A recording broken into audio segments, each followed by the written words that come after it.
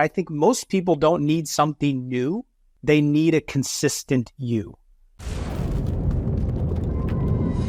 𝗦𝘂𝗯𝘀𝗀𝗋. And consistency is a huge thing. In my own path, I've spoken about this before in becoming a meditator.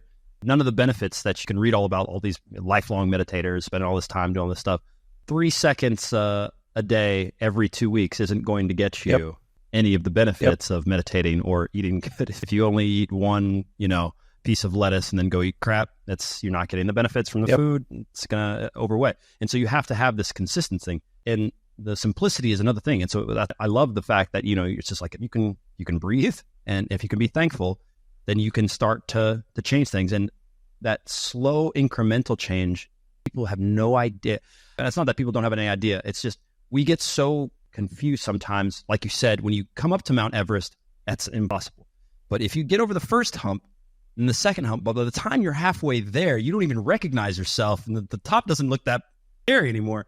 I'm smiling because this is what people latch onto. Here's how we teach it. And so to use the mountain analogy, you've got to climb this thing. You don't know which way to go. I'm going to help be your guide, to be the Sherpa, but I can't carry you and we can't take a helicopter. What do we need to do? One step at a time. And it's 1% at a time. And if you were to get 1% better each day for the rest of this year, you would be 37 times better in your health. And 1% today could be a little bit more water. 1% today could be the better choice at the grocery store. 1% today could be breathing. 1% today could be focusing on but 1%, 1%, 1%, 1%, 1%, 1%, 1%. All of a sudden, if you could roll that together and just get a little bit better each day, you've now taken, Everest, or you've now taken what felt like an elephant on you. It's like, how do you eat an elephant? One little bite at a time, right? It's one of my dad's favorite sayings. So that's how it's accomplished.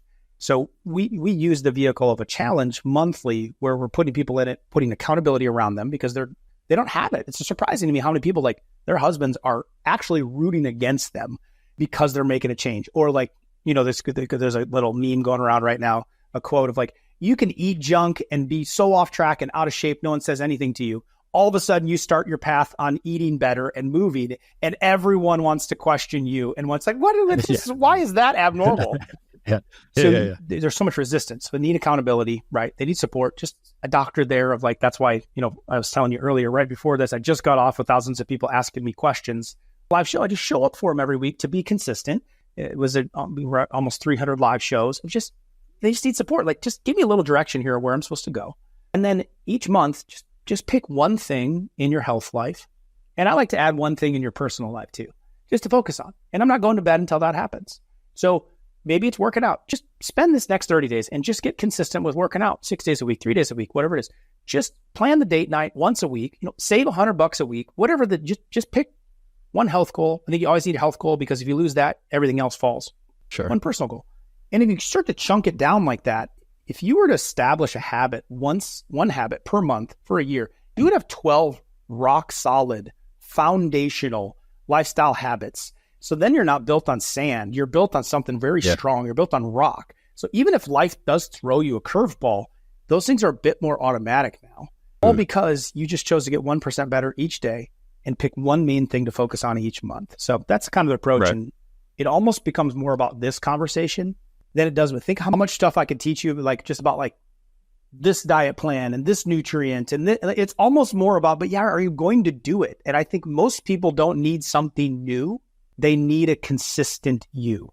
You just need to be more consistent in what you already know. Snicker bar is bad and apple is good.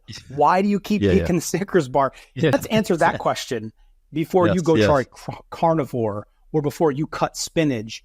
Some of the questions I get, I'm like, does this matter at all? It's the rock analogy, right? Like, put the big rocks in, then the medium rocks, then the sand.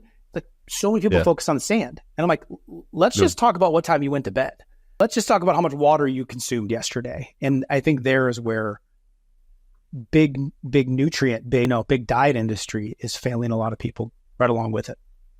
Yeah, but it is a very good point to say, like, that the Snickers bar is bad because almost everyone, without coming to someone like you, knows a few things. And that's we have some of our biggest videos on our football channel where we get the same thing. Crazy questions. Should I move to Madrid because I want to play for Real Madrid and I want to go here, but I don't have a team right now and I don't ever go to training and I don't have a ball, whatever. Don't practice. Let's back up, right? Yep.